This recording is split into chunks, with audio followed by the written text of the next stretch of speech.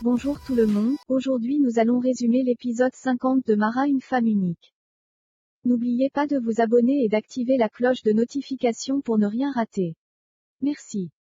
Soraya raconte à Leandro que Raffaella l'interdit de voir Marco. Ce dernier lui demande comment ça, et ajoute qu'elles doivent s'entendre pour le bien du petit. Elle lui raconte qu'elle est passée rendre visite à Marco aujourd'hui, mais Raffaella lui a dit qu'il était malade et elle n'a pas voulu qu'elle le voie. Leandro lui rassure qu'il parlera avec Raffaella. Elle lui dit que s'il ne le fait pas, c'est elle qui le fera. Elle lui dit encore qu'il est trop gentil avec Raffaella. Tomé essaie de joindre Mara. Il lui laisse encore un message, disant qu'il est inquiet. Rui demande à Mito si elle sait quelque chose parce que Tomé est inquiet. Elle lui raconte que hier elle était chez sa copine Daniela, cette dernière lui a parlé de Luis Miguel. Puis soudain Georges fait son entrée à l'hôpital. Il est félicité par tout le monde. Tomé demande à Benedicta si c'est l'anniversaire de Georges. Elle répond qu'elle ne sait pas. Puis lui dit qu'en général les gens n'aiment pas les lèche-bottes. La femme de ménage est choquée d'apprendre que Luis Miguel vit avec une balle dans la tête. Clara lui dit que l'essentiel est qu'il soit là. La femme de ménage demande les nouvelles de Pilar. Enrique lui dit que tout n'est pas encore clair. Et Bruno ajoute qu'il y a encore assez d'ombre. Enrique leur dit qu'il doit se rendre au bureau, puis il passera chez Georges. Concha l'informe qu'elle a séance de sport. Et ajoute que ça lui fait du bien. Enrique demande à Bruno de le suivre. Docteur Quintella demande à parler à Tomé. Il lui demande quelle est la relation qu'il entretient avec Mara. Puis ajoute qu'il a remarqué que dernièrement, ils passent beaucoup du temps ensemble. Tomé lui annonce qu'ils sont ensemble. Il lui dit que ça n'affecte rien à leur travail. Son père lui répond qu'il n'a pas dit que ça affectait leur travail. Il lui dit mais. Tomé lui demande pourquoi le mais. Alfonso lui dit qu'il n'y en aurait pas dans des circonstances normales. Il lui demande s'il n'est pas au courant. Tomé lui demande au courant de quoi. Il lui demande si c'est une tentative de sa part. Alfonso lui dit qu'il ne veut rien tenter, il voulait juste comprendre ce qui se passe entre lui et Mara. Georges frappe à la porte, il leur dit bonjour. Alfonso lui dit qu'il ne s'attendait pas à le voir aujourd'hui. Georges lui répond qu'il a des rendez-vous qu'il ne pouvait pas déplacer. Puis l'informe qu'il organisera quelque chose chez lui pour souhaiter la bienvenue à son fils. Il lui dit encore qu'il n'arrive pas à croire que son fils est vivant. Tomé sort de là, déboussolé. Candimba demande à Mara si elle a dormi avec Luis Miguel. Neuza lui demande de se taire. Luis Miguel les rejoint, Mara l'informe que son père veut organiser quelque chose pour son retour. Elle lui dit qu'il a invité ses amis et la famille. Luis Miguel lui dit qu'il l'a appelé pour le lui dire. Mara lui demande de ne pas y aller s'il ne veut pas. Enrique dit à Bruno que le coach de sport sera là, puis lui demande s'il a fait ce qu'il lui a demandé. Bruno lui répond que oui, il lui demande de faire confiance à la technologie. Enrique lui dit qu'il a confiance en la technologie mais pas en lui. Orlando le coach de sport frappe à la porte, Enrique et Bruno lui disent bonjour. Puis s'en vont. Concha et Clara font du sport, les filles sont très joyeuses. Bruno et Enrique les regardent depuis le bureau. Enrique n'apprécie pas trop les positions. Bruno dit à Enrique qu'il s'est renseigné sur Orlando. Il lui raconte que toutes les salles où travaillait Orlando ne marchaient pas parce qu'apparemment il ne faisait pas que du sport.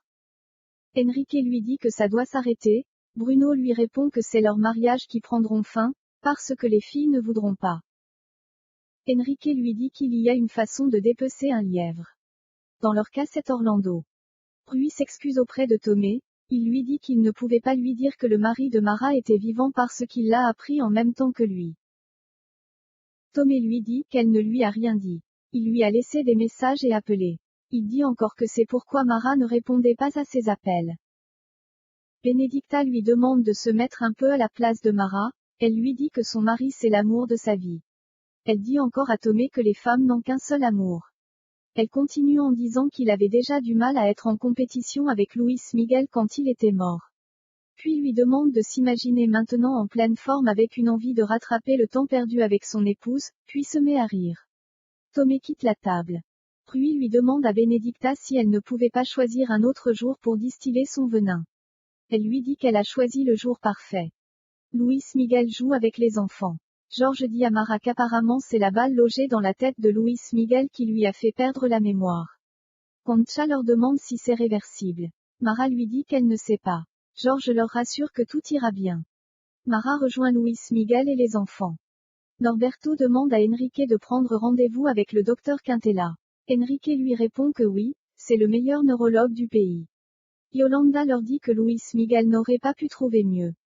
Neuza demande à Kizua et Arsenio s'ils croient que Luis Miguel retrouvera la mémoire un jour.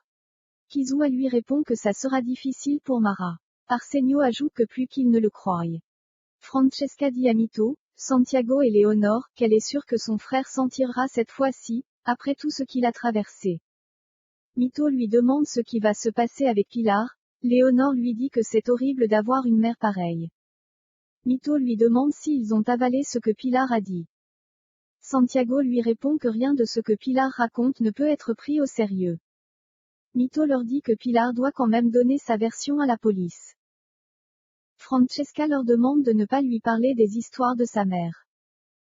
L'inspecteur Camacho se rend chez Pilar, il lui dit qu'il croyait tout que Luis Miguel était mort alors que c'est elle qui le cachait pendant tout ce temps. Il l'informe qu'elle fait obstruction à une enquête criminelle payée par le contribuable. Pilar lui dit qu'elle l'a fait pour protéger son fils. L'inspecteur lui demande des méchants. Pilar lui demande s'il se moque d'elle. Elle lui dit que Mina n'a jamais arrêté de la poursuivre, elle lui dit encore que cette dernière veut la voir souffrir comme elle qui a perdu un fils. L'inspecteur Camacho lui répond une vraie histoire d'horreur. Pilar lui dit encore qu'elle a réussi à protéger son fils pendant une année et ce dernier en a eu marre, puis il a voulu revenir, mais il s'était fait enlever. L'inspecteur lui répond puis elle l'a sauvé. Il lui demande comment elle a su qu'il était là-bas. Elle répond qu'elle a reçu un appel. L'inspecteur lui demande des preuves. Elle lui dit que c'était un appel anonyme. L'inspecteur demande à Pilar de m'excuser, parce qu'il a du mal à lui croire. Pilar lui répond que c'est parce qu'il n'est pas mère. L'inspecteur lui dit que par rapport à ses antécédents, il la connaît bien, et elle a toujours pu passer entre les mailles du filet, il ajoute mieux encore entre les barreaux de la prison. Pilar lui demande ce qu'il veut par là. Il lui demande de lui donner les preuves sinon il l'invitera à visiter leurs installations.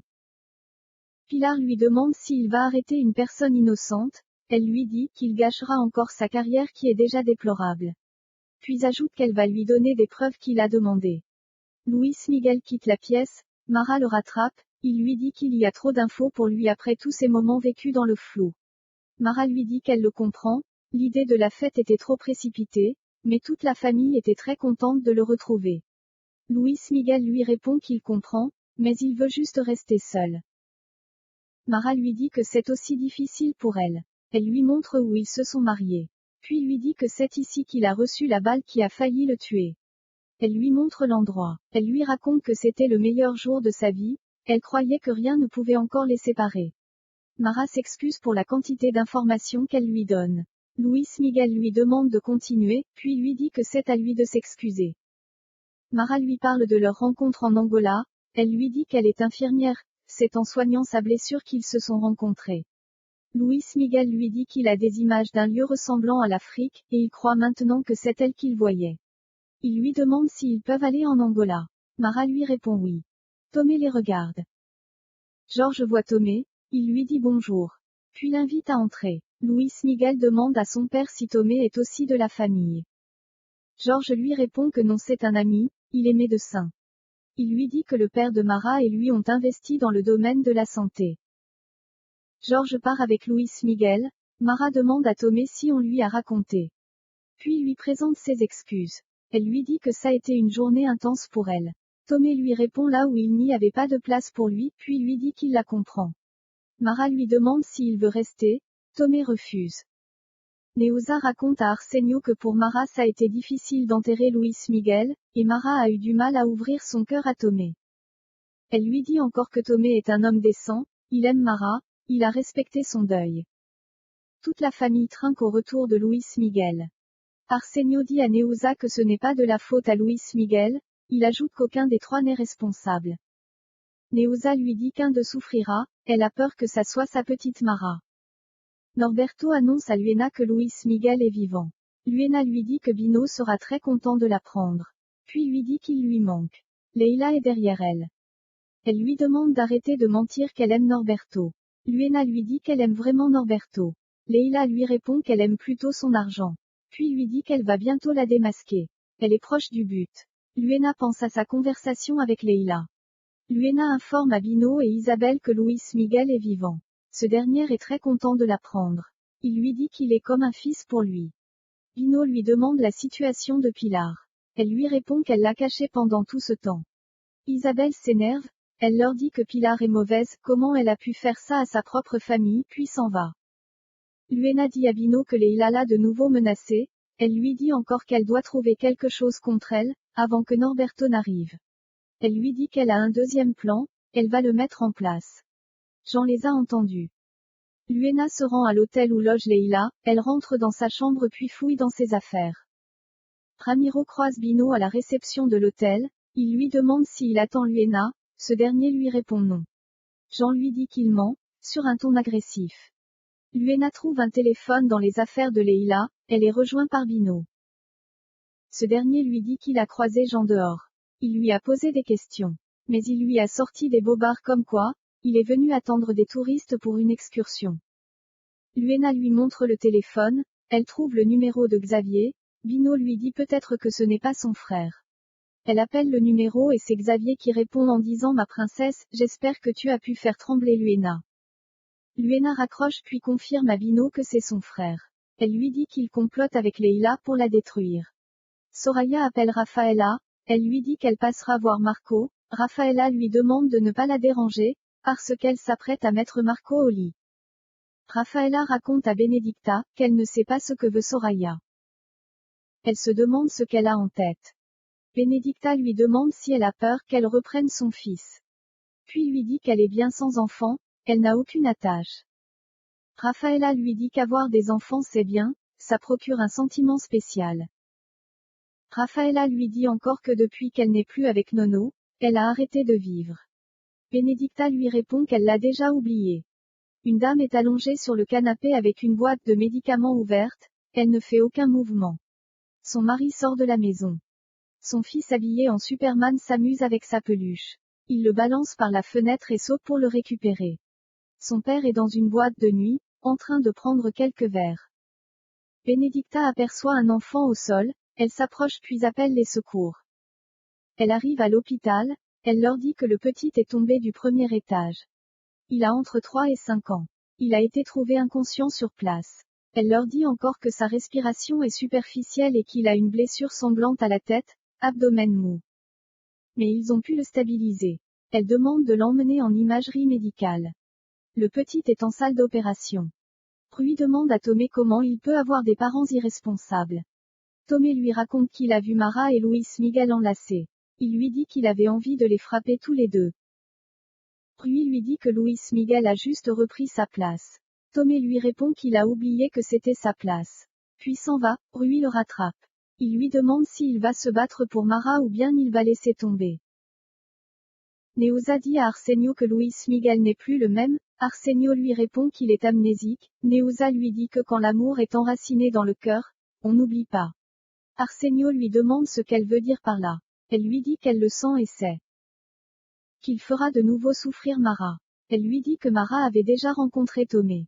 Elle lui dit encore qu'elle commençait à voir les yeux de sa fille briller, puis lui demande quand Mara sera en paix. Tomé frappe, il demande à voir Mara. Neuza l'informe qu'elle est en Angola. Norberto annonce à Pilar que Luis Miguel est allé en Angola, Pilar lui demande pourquoi. Il lui répond que son épouse veut qu'il retrouve la mémoire. Pilar lui dit qu'il ne se souvient même pas d'elle, puis lui demande s'ils n'ont pas de compassion. Elle lui dit encore que ça peut être un choc pour Luis Miguel. Norberto lui dit qu'il ne croit pas à sa version. Pilar lui répond que ce n'est pas son problème. Norberto lui dit que c'est son problème quand elle devra parler à la police. Pilar lui répond qu'elle s'est déjà expliquée avec l'inspecteur Camacho. Norberto lui demande si elle peut partager. Pilar lui dit d'aller demander à l'inspecteur puisqu'ils sont si copains. Norberto lui dit qu'elle ne s'en sortira pas cette fois-ci. Il lui donne sa parole d'honneur.